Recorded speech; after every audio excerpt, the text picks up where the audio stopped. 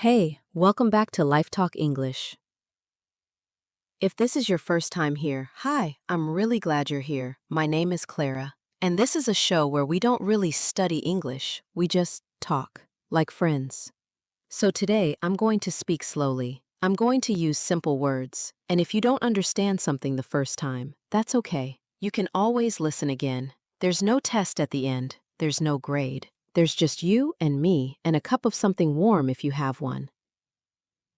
Okay, so today's topic. Today I want to talk about something that happens to almost everyone, in every language, in every country. Someone asks you, "How are you?" And you say, "I'm fine." But are you? Are you really fine? Today we're going to talk about how to say what you're really feeling in English, not just good or bad, the words in between, the real ones. All right, grab your coffee or your tea, or just get comfortable, and let's sit down together and talk about it. So here's the thing about feelings. You don't need a big vocabulary list to talk about your feelings. You don't need perfect grammar. You don't need to sound like a textbook. You just need a few honest words and the courage to say them. That's it. That's really the whole lesson today, if we can even call it a lesson. Let me tell you something that happened to me, a true story. A few years ago, I moved to a new city, new apartment, new job, new everything. And in my first week, my neighbor, a kind older woman, she stopped me in the hallway. She smiled and said, "Hi, how are you settling in?" And I said, "Oh, I'm good, thank you. Everything's great." Everything was not great. I hadn't slept properly in 4 days. My apartment still had boxes everywhere. I didn't know where the grocery store was. I missed my old friends so much that some nights I just sat on the floor and cried, quietly, so the neighbors wouldn't hear. But when someone asked me, "How are you?" the only word that came out was, "Good." Why? Why do we do this? I think it's because good is easy, it's short, it's safe. Nobody has to feel uncomfortable. Nobody has to ask more questions. But good wasn't true. And every time I said it, I felt a little more alone. Because the real me, the tired me, the homesick me, the overwhelmed me, she was still standing there in the hallway, invisible, hiding behind one small word. Okay, let me tell that story again. A little slower this time, a little more detail. It was my first week in a new city. The apartment was full of boxes. I didn't know anyone. I didn't know where anything was. Not the grocery store, not the pharmacy, not even how to turn on the hot water properly. And every night, when the sun went down and the apartment got quiet, I felt this heavy feeling in my chest.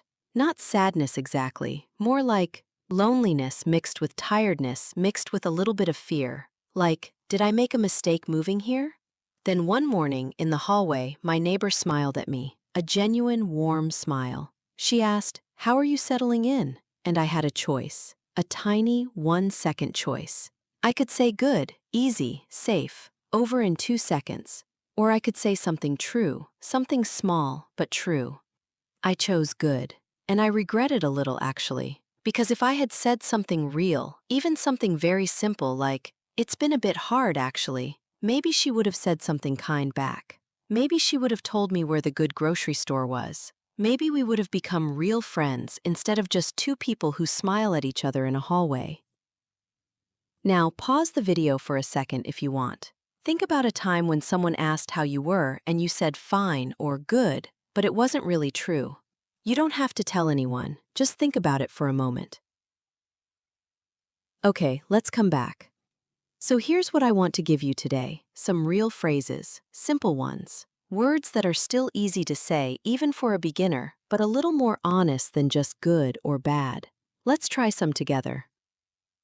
First one, instead of "I'm fine," you can say, "I'm okay, just a little tired." Let's say it together. Repeat after me slowly. I'm okay. Just a little tired. Good, very simple. Just 4 extra words and suddenly it's true. It's honest. And it still sounds natural. People say this all the time. Here's another one. I'm a bit overwhelmed today. Now you repeat. I'm a bit overwhelmed today. Overwhelmed is a good word. It doesn't mean sad exactly. It means too many things happening at once. Too much to think about. Maybe work is busy. Maybe your family needs things from you. Maybe your brain just feels full. Overwhelmed is perfect for that. One more. Honestly, not my best day. Repeat with me. Honestly, not my best day. I love this one because it's soft. It doesn't say exactly what's wrong. It just opens a little door. And if the other person cares about you, they might ask, "Oh, what happened?" And then you can share more, if you want to. Let's do one more, a slightly deeper one for when you trust the person you're talking to. I'm feeling kind of low today, but I'll be okay. Let's say it slowly, together. I'm feeling kind of low today, but I'll be okay. Notice something here. This sentence does two jobs at once. It's honest about the hard part. I'm feeling low. And it gives a little hope. But I'll be okay. This is such a useful pattern in English. Honest plus hopeful. Real plus okay.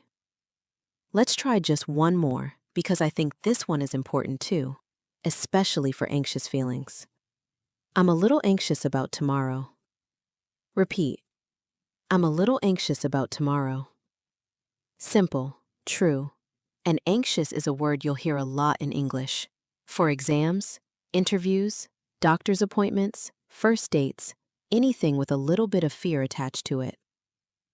Now here's something I've learned, living in an English-speaking place for a long time now. You don't need 20 different emotion words. Native speakers actually use a small group of words, again and again.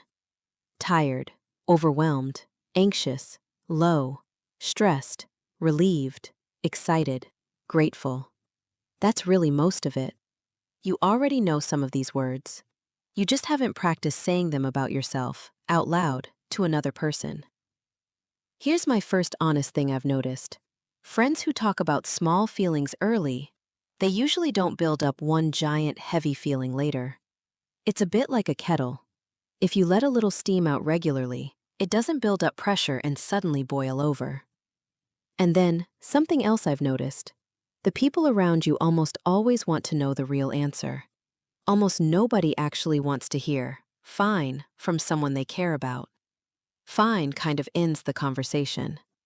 A small, honest word. It opens it. And here's a third thing.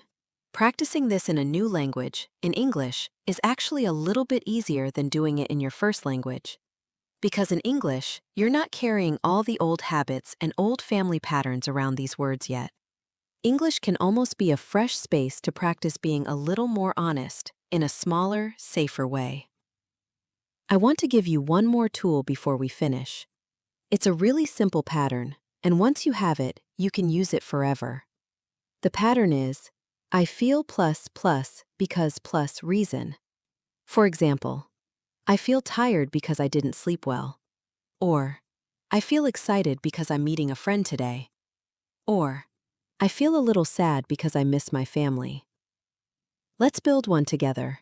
Repeat after me, one piece at a time.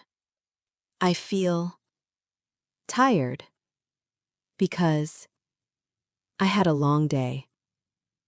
Now put it all together, slowly. I feel tired because I had a long day. Beautiful. That sentence, I feel blank because blank. You can use it about almost anything. Try building your own version right now, out loud, about how you actually feel today. Go on, pause if you want to, and say it to the room, even if no one's listening. Especially if no one's listening.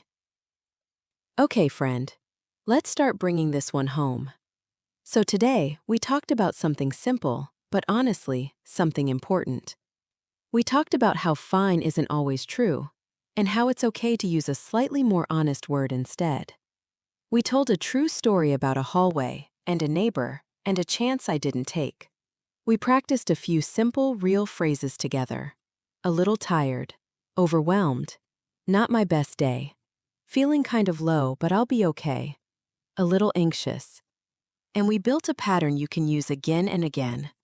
I feel blank because blank. Here's the thing I want you to remember, more than any grammar rule. You don't have to say everything perfectly.